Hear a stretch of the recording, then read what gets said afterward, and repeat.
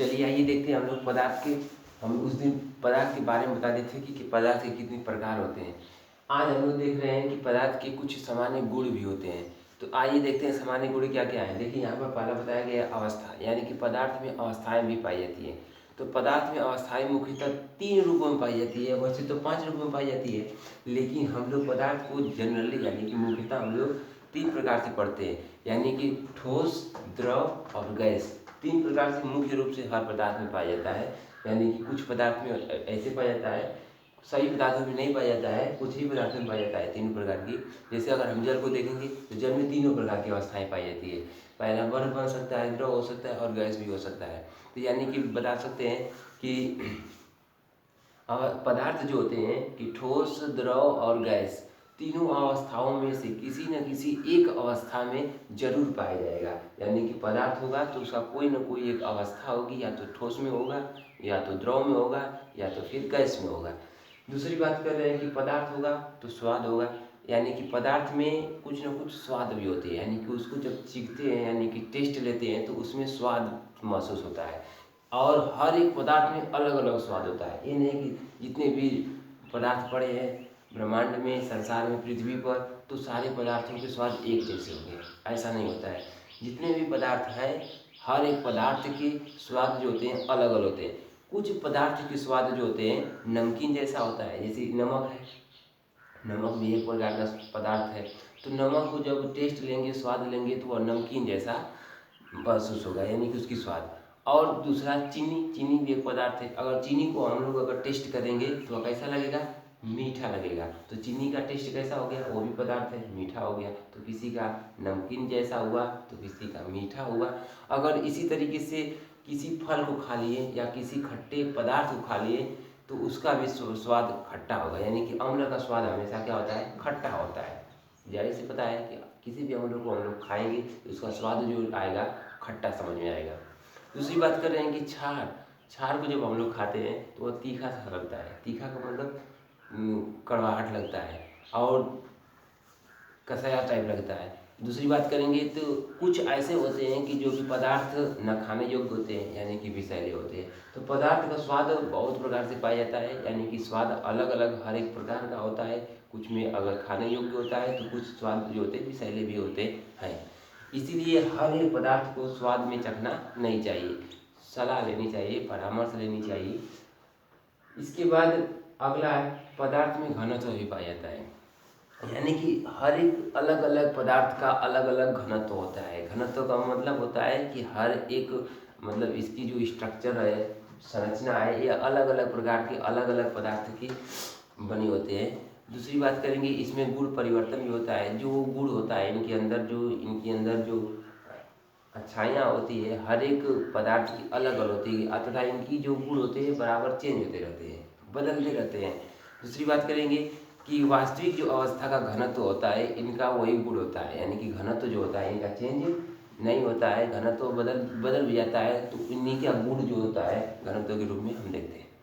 जो अगला बात करेंगे कि गंध, गंध को हम लोग स्मेल कहते हैं। स्मेल का मतलब गंध या सुगंध, ये जो अच्छा वाला जो रहता है सुगंध बोलते हैं। तो गंध क्या है? गंध की बात करेंगे स्मेल। तो जितने भी पदार्थ होते हैं पदार्थ में हर एक पदार्थ का अलग अलग अपना अपना गंध होता है, और उनको उन्हीं गंध के अनुसार पहचाना या जाना जाता है। हर एक पदार्थ की अलग अलग क्या होती है? गंध होती है, महक होती है, जिसके थ्रू अलग अलग पदार्थ को पहचाना जाता है। बात करेंगे जैसे अमोनिया, अमोनिया में से तीक्ष्ण गंध आती है, नाक में झिझकती है, तो इसलिए पहचान में आ जाता है कि अमोनिया गैस है। सल्फर डाइऑक्साइड दम घुटने वाली होती है, जैसे लगता है कि दम घुट रहा है, तो यह सल्फर डाइऑक्साइड जलते हुए गंधक की अगर सामान देखेंगे तो जैसे लगेगा कि दम घुट रहा है, महसूस हो रही है चीज़ें। तो अपना एक तरीके से इनका अलग अलग क्या है? गंध है। क्लोरीन को देखेंगे, क्लोरीन की झटका देते लगता है जैसे कि माँ खाने के बाद खांसी आ जाएगी। तो यह अभी एक क्या है? इनकी गंध है। गंध जो है कोई बर्दाश्त करने लायक है, यानी कि किसी गंध को हम लोग अच्छे तरीके से कंट्रोल कर सकते हैं। किसी किसी पदार्थ की ऐसी महक होती है या गंध होती है कि हमारे कंट्रोल से बाहर जाती है, जिसके थ्रू हमारा मतलब इसके साथ समन्वय नहीं बन पाता है। तो फलों से भी गंध आती है, फल भी एक प्रकार के पदार्थ होते हैं, तो फलों से भी गंध आती है। जैसे केला के कुछ मीठा मीठा आता है गंध, तो इस तरीके से उनको पहचाना जा सकता है कि ऐसा महक आ रही है तो इसका मतलब केला होगा। तो हर एक पदार्थ का अपना अपना गंध होता है। बात कर रहे हैं कठोरता, कठोरता का मतलब होता है हार्डनेस। हार्डनेस हार्डनेस मतलब कितना कठोर है, मजबूत है। उसकी बात करेंगे तो कुछ पदार्थ कठोर भी होते हैं और जिसको हम लोग अगर ऊपर से खुरचेंगे, जैसे डस्टर हो गया, लोहा हो गया, अगर उस पर उसको हम लोग ऊपर से खरोचेंगे तो उस पर निशान नहीं बनेगा। कुछ ऐसे पदार्थ होते हैं कि जिसको हम लोग ऊपर से खरोचते हैं तो उसका निशान नहीं बनता है। जैसे लोहा हो गया, नहीं खरोच बनेगा। शीशा के ऊपर भी खरोचेंगे, शीशा के ऊपर तो नहीं निशान बनता है। तो इन लोग जो होते हैं कठोर होते हैं। ऐसे पदार्थ को हम लोग कठोर पदार्थ बोलते हैं, जिसमें यह मजबूती पाई जाती है, जिस पर निशान नहीं बनता है खरोचने पर, तो उसमें कठोरता का लक्षण पाया जाता है। अगली बात करेंगे कि पदार्थ में भंगुरता का लक्षण भी पाया जाता है। भंगुरता क्या होता है, तो कुछ वस्तुएं जो होती है उसको अगर मारने पर या चोट करने पर वह टूट जाती है, शीघ्र ही टूट जाती है, जल्दी टूट जाती है, कमज़ोर होती है।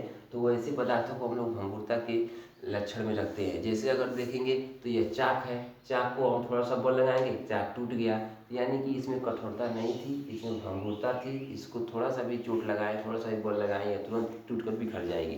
तो ऐसे वाले पदार्थों के लक्षण को हम लोग भंगुरता कहते हैं। क्या बोलते हैं? भंगुरता कहते हैं। दूसरा बात देखेंगे कि पदार्थ के अंदर ऐसा गुण भी पाया जाता है धात्वर्धता, जिसको हम लोग क्या बोलते हैं? मेटाइबिलिटी। यह क्या होती है कि अगर हम पदार्थों को पीटे, यानी कि पदार्थों के ऊपर चोट मारे या पीटे, तो पदार्थें जो होती है ना वह चद्दर के समान फैल जाती है। जैसे चद्दर आपका होता है उसी तरीके से फैल जाती है। तो ऐसा लक्षण जिसमें पाया जाता है जिस पदार्थ में, तो उसको हम लोग धात्वर्धता बोलते हैं। जैसे चांदी को हो गया, सोना को हो गया, हम लोग कह सकते हैं कि यह जो ऐसे पदार्थ हैं कि जिसमें धात्वर्धता, यानी कि चांदी को पीटेंगे तो चांदी फैल जाएगी, जिस तरीके से उस तरीके से उसको मोड़ सकते हैं। सोना को भी हम लोग देखते हैं कि पीटते हैं तो यह भी तो बता सकते हैं कि ऐसा धात्वर्धता होते हैं। अगर अगली बात करेंगे पदार्थ के गुण की तन्यता। तन्यता को हम लोग डक्टिलिटी बोलते हैं। डक्टिलिटी क्या होता है कि डक्टिलिटी का मतलब होता है कि ऐसे पदार्थ जिनको हम लोग क्या करें कि किसी भी तरीके से खींचकर हम लोग तार उसको बना सकें। डक्ट का मतलब ही होता है नली या तार बनाना, तो इसको हम लोग तार अगर बना दे तो उसको हम लोग तन्य बोलते हैं, और इसी गुण को हम लोग तन्यता बोलते हैं। यानी किसी पदार्थ को फैलाकर रसरी नुमा करना, जिसको हम लोग तार नाम देते हैं, उसको अगर वायर बना देते हैं तो वह तन्यता का गुण में आ जाता है। अगले गुण देखेंगे गलन। गलन है पदार्थ का एक, यह भी महत्वपूर्ण है। गलन क्या होता है? गलन की बात करेंगे तो गलन वह निश्चित, यानी कि कोई भी टेम्परेचर पर जिसको हम लोग किसी भी ठोस चीज़ों को क्या कर रहे हैं, किसी भी ठोस चीज़ों को अगर पिघलाते हैं तो उसे पिघली हुई चीज़ को हम लोग क्या बोलते हैं? गलनांक बोलते हैं। क्या बोलते हैं? गलनांक बोलते हैं। जिसे जैसे हम लोग मोम हो गया, मोम को पिघला सकते हैं, थोड़ा सा टेम्परेचर देंगे मोम पिघल जाएगी, गंधक होता है। तो इनको कुछ न कुछ इस टेम्परेचर देना पड़ता है जिस जिस पर ये लोग क्या कर जाए, गल जाए, पिघल जाए। ऐसे होने वाले पदार्थों को, जो गलने वाले होते हैं, पिघलने वाले पदार्थ होते हैं, ऐसे पदार्थों को हम लोग गलन का गुण बोलते हैं, पदार्थ का गलन का गुण बोलते हैं। अगली बात करेंगे वाष्पशीलता। पदार्थों में एक और बढ़िया सा गुण पाया जाता है वाष्पशीलता। वाष्पशीलता क्या होती है कि बात करेंगे कि कुछ पदार्थ जिससे हम लोग टेम्परेचर दी वो शीघ्र भाप बनकर उड़ने लगा, यानी कि वाष्प बनकर जो पदार्थ टेम्परेचर देने को उड़ने लगते हैं, ऐसे वाले गुण को हम लोग वाष्पशीलता बोलते हैं। जिससे हम लोग स्प्रिट, अगर टेम्परेचर भी नहीं दिए तो कुछ ऐसे पदार्थ होते हैं बिना टेम्परेचर का भी उड़ सकते हैं, जैसे स्प्रिट हो गया, सैनिटाइजर हो गया, ईथर हो गया। ये लोग ऐसे ही क्या करते हैं कि वाष्पशीलता में बदल जाते हैं, यानी कि वाष्प में बदल जाते हैं। जैसे ही आप एटमॉस्फेयर में आएंगे तो हवा में क्या कर जाते हैं, उड़ जाते हैं, यानी कि भाप बनकर या वाष्प बनकर उड़ जाते हैं। तो वाष्पशीलता कोई जरूरी नहीं है कि टेम्परेचर दिया जाए या ना दिया जाए। क्वथन क्या होता है? क्वथन का मतलब ये होता है कि बॉइलिंग। बॉइलिंग का मतलब वह निश्चित टेम्परेचर जिस पर हम लोग क्या करते हैं, कोई भी लिक्विड यानी कि द्रव पदार्थ होता है जिसको हम लोग क्या करते हैं, उबालते हैं। जिसको हम लोग उबालते हैं तो वह ताप जो होता है ना द्रव का, जिस पर वह उबलने लगता है, यानी कि जितना हम लोग टेम्परेचर दिए, जितना टेम्परेचर दिए, मान लीजिए जल को हम लोग उबालते हैं 100 डिग्री सेल्सियस दिए तो वह उबलने लगा, तो उसको कह देते हैं कि उसमें क्वथनांक आ गया, यानी कि क्वथन हो गया। तो क्वथन का मतलब होता है कि पदार्थों के अंदर, कुछ पदार्थों के अंदर क्या होता है कि पाया जाता है क्वथनांक, यानी कि उबलना। कोई ना कोई टेम्परेचर पर, कोई 270 पर उबलता है तो कोई 300 पर उबलता है, यानी कि क्वथनांक भी पाया जाता है। जैसे जल का लेकर ले लेंगे तो यह 100 डिग्री सेल्सियस पर उबलने लगता है। अगला है बात विलेयता क्या होता है, यानी कि सोल्यूबिलिटी, यानी कुछ पदार्थ जो होते हैं एक निश्चित ताप पर क्या हो जाते हैं, घुल जाते हैं। यानी कि टेम्परेचर दिया जाएगा तो वह मूव करते करते जल में घुल जाएंगे या किसी भी चीज़ में घुल जाएंगे। इस ऐसे गुणों को हम लोग विलेयता कहते हैं, यानी कि जो जिसमें घुल जाए उसे हम लोग विलेयता कहते हैं या सोल्यूबिलिटी कहते हैं। बात करें जैसे चीनी होती है, पानी में अगर टेम्परेचर, चीनी को पानी में डाल दी जाए तो जल्दी नहीं घुलेगी, लेकिन टेम्परेचर दे दी जाए तो तेज़ी से घुल जाएगी। इस तरीके से कर देगी, उसको यह विलेयता का गुण कहते हैं। क्या कहते हैं, विलेयता का गुण कहते हैं। अगले पॉइंट देख रहे हैं कि चालकता, यानी कि पदार्थ के गुण में हम लोग चालकता देख रहे हैं कि चालकता होती क्या है। चालकता का मतलब होता है कंडक्टिविटी। कंडक्टिविटी का मतलब आसपास से कनेक्शन रखे हुए, आपस अपने से कनेक्शन दूसरे पदार्थों तक रखे हुए, यानी कुछ पदार्थ के माध्यम से एक सिरे से दूसरे सिरे तक गर्मी, ताप तथा बिजली का असर अगर पहुंच जाए। जैसे अगर हम कर दें कि यह चाक है, यह चाक है, इस चाक से इस चाक में भी अगर एंट्री कर जाए, या तो ताप टेम्परेचर दिए वो चल जाए, या फिर बिजली का मतलब लाइन इसमें लगाएं तो यह लाइन इस तार से इस तार में भी, या इस पदार्थ से इस पदार्थ में भी चला जाए, यानी कि मूव करते हुए आगे की तरफ बढ़े, तो उसको बोलते हैं कंडक्टिविटी या चालकता बोलते हैं। यानी कि चलने में सहायता करे जो पदार्थ, उसको हम लोग चालकता के नाम से जानते हैं। जैसे लोहा हो गया, लोहे में बिजली लगा देंगे तो जहाँ तक लोहा जाएगा वहाँ तक बिजली पहुँच जाएगी। तो लोहा हो गया, पीतल हो गया, इसके बाद तांबा हो गया। तो यह सब क्या करते हैं कि गर्मी भी देंगे तो गर्मी भी, यहाँ से गर्मी देंगे तो वहाँ तक उसको तार गर्म हो जाएगा, बिजली देंगे यहाँ पर तो वहाँ तक बिजली पहुँच जाएगी। तो इस तरीके की जिसमें गुण पाया जाता है उसको हम लोग चालकता कहते हैं। तो चालकता जो बिजली के लिए, बिजली के चालकता को करे तो उसको विद्युत चालकता बोलते हैं। जो लोग गर्मी के चालकता को सहे, यानी कि केवल गर्मी के लिए ही काम करे, कंडक्टिविटी काम करे, तो उसको हम लोग ऊष्मा सुचालक या विद्युत सुचालक भी कहते हैं। आगे बात कर रहे हैं हम लोग कि ज्वलनशीलता क्या होती है। ज्वलनशीलता का मतलब होता है ऐसे पदार्थ जिसमें आग लग जाए, यानी कि ज्वाला आग की पकड़ ले अपने, यानी कि खुद से जलने लगे। ऐसे पदार्थों को हम लोग ज्वलनशील पदार्थ या ज्वलनशीलता पदार्थ कहते हैं।